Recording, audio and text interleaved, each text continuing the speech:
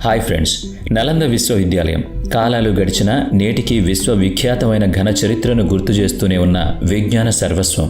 కాలానికి అతీతమైన విజ్ఞాన శాస్త్రాల కుదురు. అగ్నిలో ధ్వంసమైన ప్రపంచ పురాతన విశ్వవిద్యాలయాల్లో ప్రసిద్ధి చెందిన నలంద విశ్వవిద్యాలయం భారతీయ చరిత్రకు ఒకనాటి ఆనవాలుగా మాత్రమే ఉందిప్పుడు. నిజానికి ఆనాడు జరిగింది ప్రమాదం కాదు, హేయమైన దుశ్చర్య. 90 లక్షల అమూల్యమైన వ్రాత ప్రతులను మింగేసిన అగ్నిని రాజేసింది కాలం కాదు, అసూయపరుడైన మనిషిని తెలిస్తే నేటికి మనసులో చిన్నపాటి ఉద్వేగం, బాధ కలగక మానదు. చరిత్రను అభిమానించే వారి గుండెల్లో తీరని విషాదాన్ని నింపిన విద్వేషపు చర్య అది. ప్రపంచవ్యాప్తంగా వేలాది విద్యార్థులు ప్రతి ఏటా జ్ఞానం సంపాదించుకోవడానికి, సత్యాన్ని తెలుసుకోవడానికి, విజ్ఞాన శాస్త్రాల అధ్యయనానికి ప్రాచీన భారతదేశానికి వచ్చి నేర్చుకుని వెళ్లేవాళ్ళు. అప్పటికి ఆక్స్ఫర్డ్, హార్వర్డ్ వంటి విశ్వవిద్యాలయాలు ఇంకా ప్రసిద్ధి చెందలేదు. నలంద యొక్క పురాతన చరిత్ర, దాని ప్రాముఖ్యత, విధ్వంసం గురించి ఈ వీడియోలో పూర్తిగా తెలుసుకుందాం.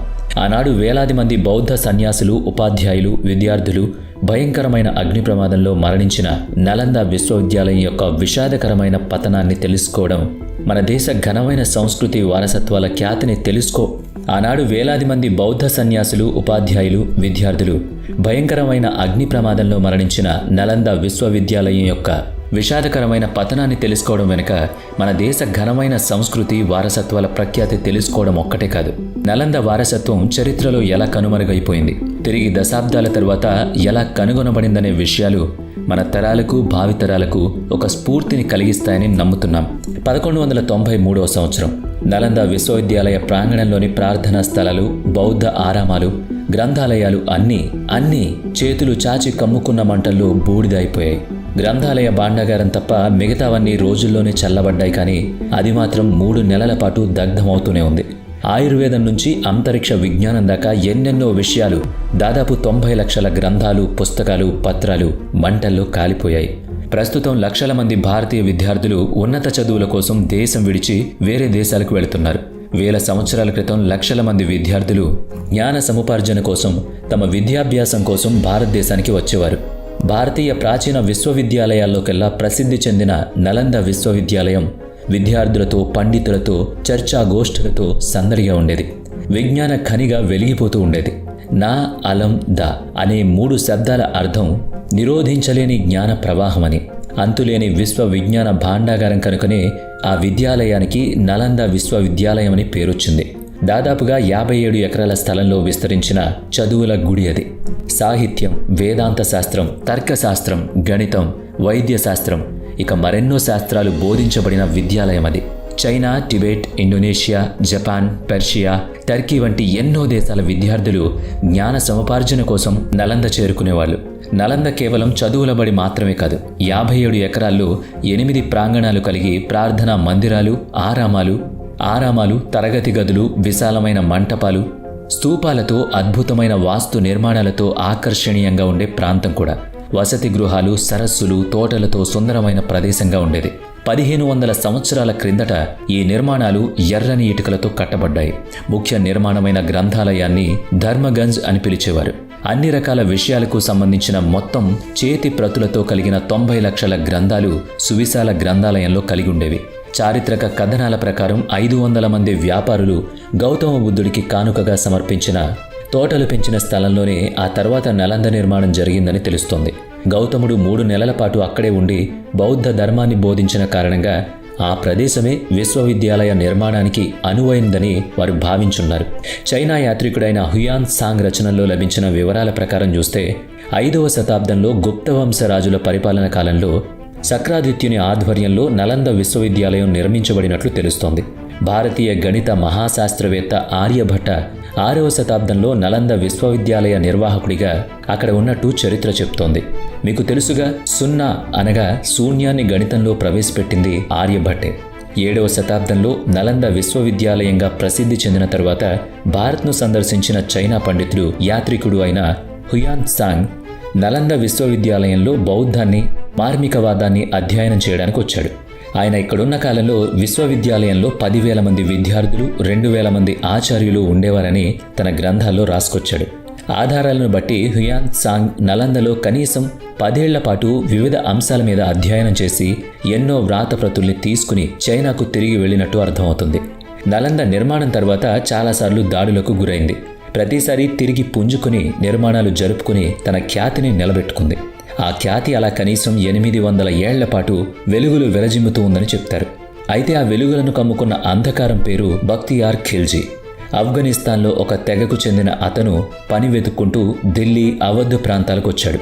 చెప్పుకోదగ్గ ఫలితమేం కనపడక స్థానిక రాజు యొక్క సైనిక పటారంలో చేరాడు. అతని యుద్ధ నైపుణ్యాన్ని గమనించిన అవధ్ రాజులు తమ సైన్యాధికారి క్రింద ఉండే ఒక సైనిక విభాగానికి అతన్ని నాయకుడిగా నియమించి నేటి బిహార్ సరిహద్దులోని 2 గ్రామాల నిర్వహణ బాధ్యతలు అప్పగించారు. ఆపై బక్తియార్ ఖిల్జీ మెల్లగా బీహార్లోని వివిధ ప్రాంతాల మీద దాడులు చేసి వాటిని ఆక్రమించుకున్నాడు.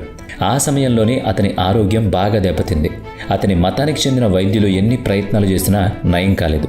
అయితే నలంద విశ్వవిద్యాలయ ఆయుర్వేద శాస్త్రజ్ఞుడైన ఆచార్య శ్రీ రాహుల్ శ్రీభద్ర వద్ద తన రోగానికి చికిత్స ఉందనే సంగతి బక్తియార్ విన్నాడు. తన హకీంలో నయం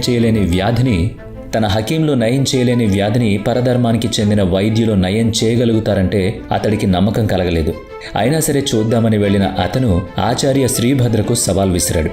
ఆచార్య శ్రీ రాహుల్ శ్రీభద్ర నిజంగానే తనకు చికిత్స చేయగలిగే మొనగాడే అయ్యుంటే తనను తాకకుండా, తనకు ఏ మందు ఇవ్వకుండా తన రోగాన్ని పోగొట్టాలని బక్తియార్ ఖిల్జీ షరతు పెట్టాడు. శ్రీభద్ర అతని సవాల్ను స్వీకరించి అతనికి ఖురాన్ గ్రంథాన్ని ఇచ్చాడు.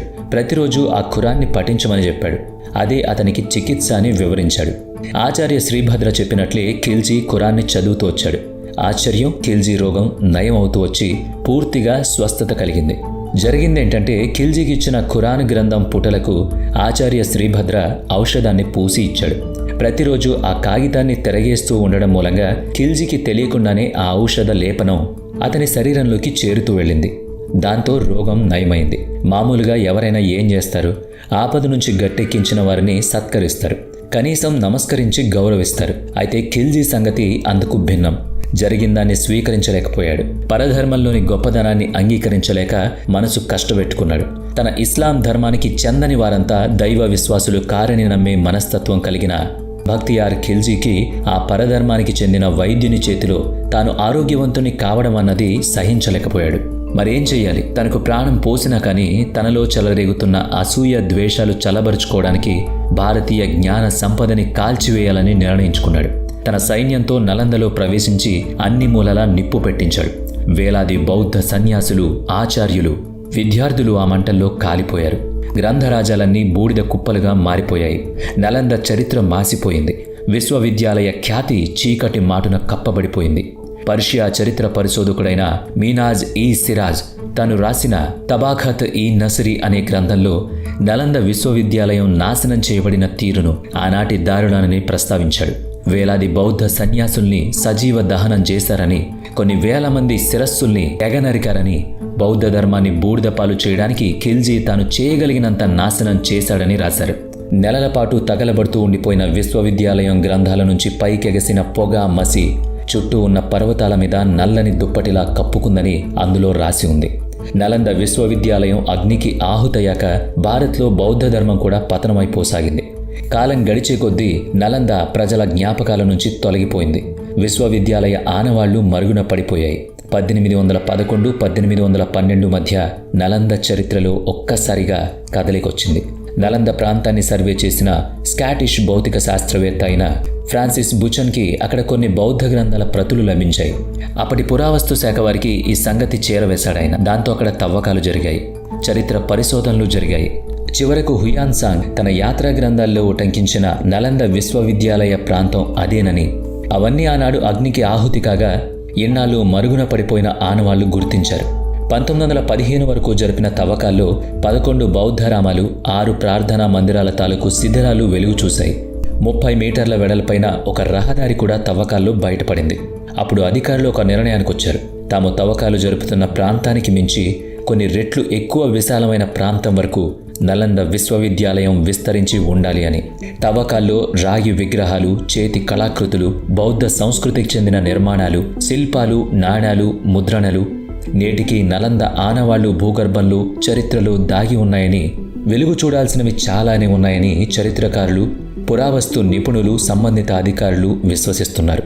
2006 మార్చిలో అప్పటి మన రాష్ట్రపతి డాక్టర్ శ్రీ ఏపీజే అబ్దుల్ కలాం బీహార్ రాష్ట్ర శాసనసభలో గౌరవ ఉపన్యాసం ఇస్తూ ప్రాచీన నలంద విశ్వవిద్యాలయాన్ని పునర్నిర్మించేందుకు కృషి చేయాలని చెప్పారు. 2010లో నలంద విశ్వవిద్యాలయ చట్టం రూపొందింది. 2014 సెప్టెంబర్లో సుమారు 800 సంవత్సరాల తర్వాత నలంద విశ్వవిద్యాలయ ప్రాంగణం విద్యార్థుల కోసం ప్రారంభించబడింది. నిజానికి ఇదొక చారిత్రక సందర్భమే, కాదనలేం.